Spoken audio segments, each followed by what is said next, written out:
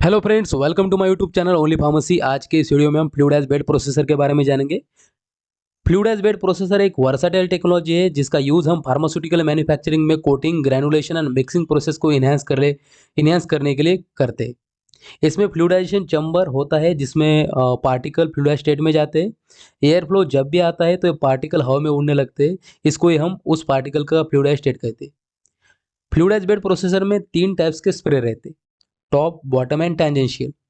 Top spray को हम generally powder के लिए और बॉटम स्प्रे को हम पैलेट कोटिंग के लिए यूज करते हैं। बॉटम स्प्रे को हम वॉस्टर प्रोसेस कहते हैं। ये जो कंटेनर आपको दिख रहा है, ये जो पार्ट है, इसमें हम प्रोडक्ट डालते हैं। इसके साथ ही एक पंप अटैच रहता है जो लिक्विड सॉल्यूशन को खींचता है इस कंटेनर के अंदर। इसका खींचने का रेट हम कंट्रोल कर सकते हैं इस मॉनिटर से। कोटिंग के केस में सॉल्यूशन कोटिंग सॉल्यूशन रहेगा। सिमिलरली ग्रेनुलेशन के केस में ग्रेनुलेटिंग लिक्विड रहेगा। ड्राइंग के लिए हमें सिर्फ ड्राई करना होता है, इसलिए यहाँ पे कोई सोल्यूशन नहीं होगा।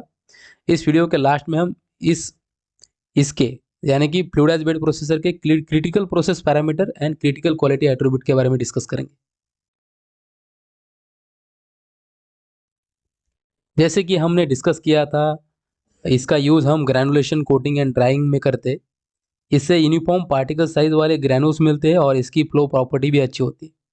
इसके साथ ही ये प्रोसेस कोटिंग भी यूनिफॉर्मली करती है, जिससे हमें ड्रग के रिलीज को कंट्रोल कर पाएंगे।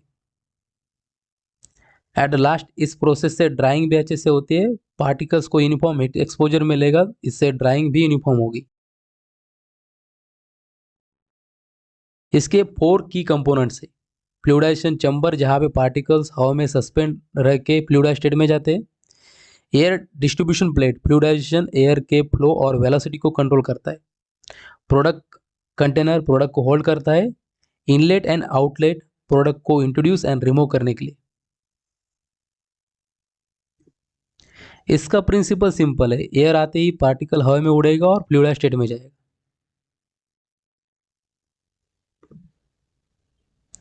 इससे हमें डिजायर क्वालिटी का प्रोडक्ट मिलेगा, प्रोसेसिंग कॉस्ट भी कम होगा और इससे टाइम भी सेव होगा।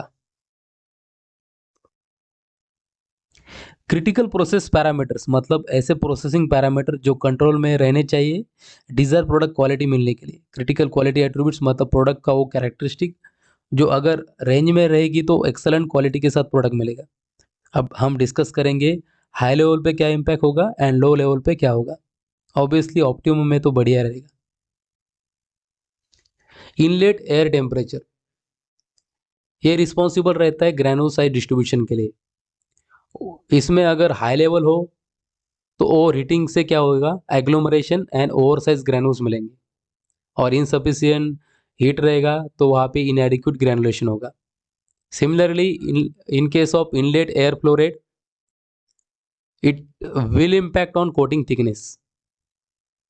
हाई लेवल पे क्या इम्पैक्ट होगा, हाई फ्लो रेट्स में lead to the uneven coating thickness. Similarly, at low level, low flow rate can result in incomplete coating. Spray rate किसको टारगेट करेगा, पार्टिकल साइज डिस्ट्रीब्यूशन को। High spray rate may lead to the smaller particles. Low spray rate can result in larger particle sizes. Similarly, atomization pressure ये responsible रहेगा contain uniformity के लिए। High pressure से क्या होगा, ओवर एटोमाइजेशन होगा और कंटेन वेरिएशन होगा। सिमिलरली लो प्रेशर में अंडर एटोमाइजेशन रहेगा।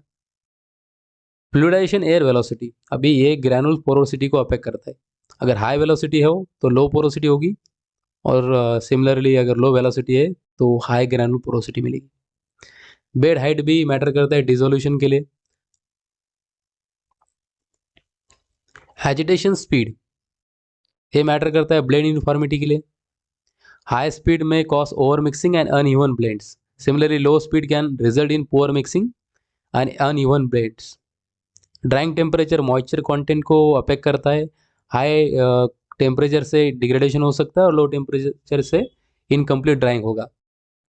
प्रोसेस टाइम प्रोसेसिंग एफिशिएंसी को अफेक्ट करेगा। Excessive process time may lead to the resource wastage and insufficient process time can result in incomplete processing.